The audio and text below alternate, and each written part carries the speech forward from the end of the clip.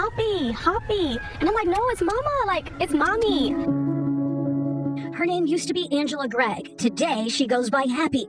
Not because life has been easy, but because that's what her 4-year-old son called her. A name, she says, he left behind. He knew that I would struggle and that would be really sad. And I feel like children can name their parents. So as a way to honor my son, I changed my name to Happy.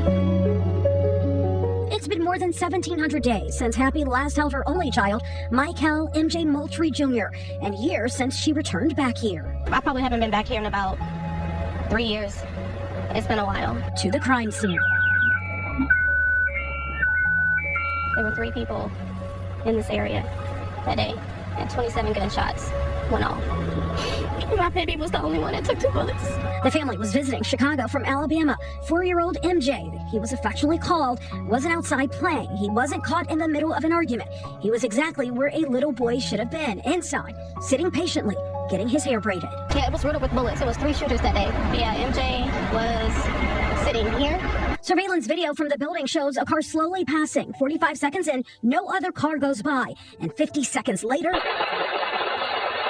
a barrage of bullets can be heard, turning the 6500 block of South Ellis into a war zone. Police say multiple shooters opened fire on the apartment where the front living room had been converted into a hair salon. I was here with MJ. His dad had picked him up from daycare. I had already got my hair done.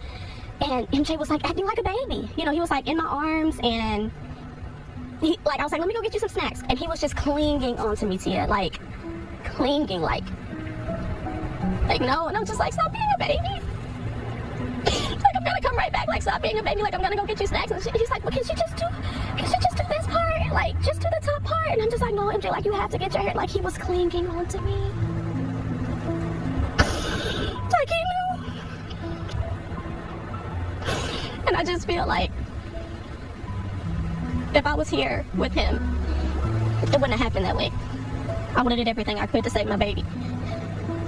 So those are my 2 biggest regrets. It's just not doing the appointment in Alabama and leaving him and just chopping it up to like he's acting like a baby when he was clinging to me the last time I saw him. 1, 2, 3, 4. We counted at least a half dozen bullet holes. So etched into the brick.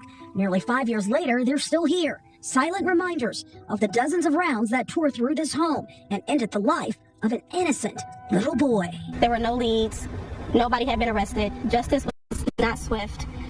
And I think that perpetuated my grief. Happy has turned her pain into advocacy, fighting for her son to get justice. If I ever get a wish, if I ever get a prayer, if I ever get anything in this world, the only thing that I want is justice for my son. Happy believes investigators know who is responsible.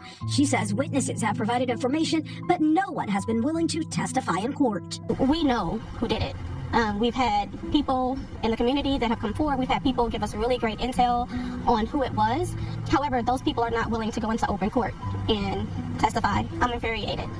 You know, it's like always trying to toe the line of the reality of the situation and my emotions, because it's like we know who did it, but as CPD says, like this is not TV. This is real life. In the real world, it's like you have a set of laws. To the state's attorney's office, I wish that you would look at each case on an individual basis and see if there are certain circumstances that can be done, even if it's like a certain circumstance for children under the age of 10 years old. You know, maybe lift up some of those stipulations, because we're talking about children being murdered in your state and nobody's doing anything about it because of the rules of your office. Happy wears her son with her everywhere she goes. She still wears his necklace. She still keeps his backpack, anything to hold on to a piece of her little boy. I've added my son's locks to my hair. This is like one of the first gifts that I got. Like I got it like a week after from a friend.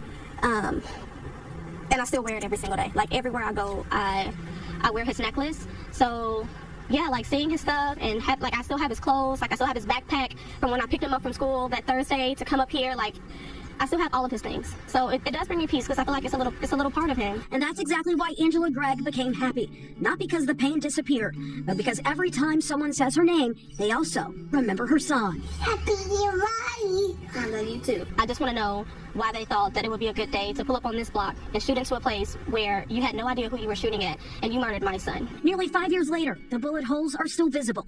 The reward has grown to $10,000 through Crime Stoppers for anyone that brings closure to this case.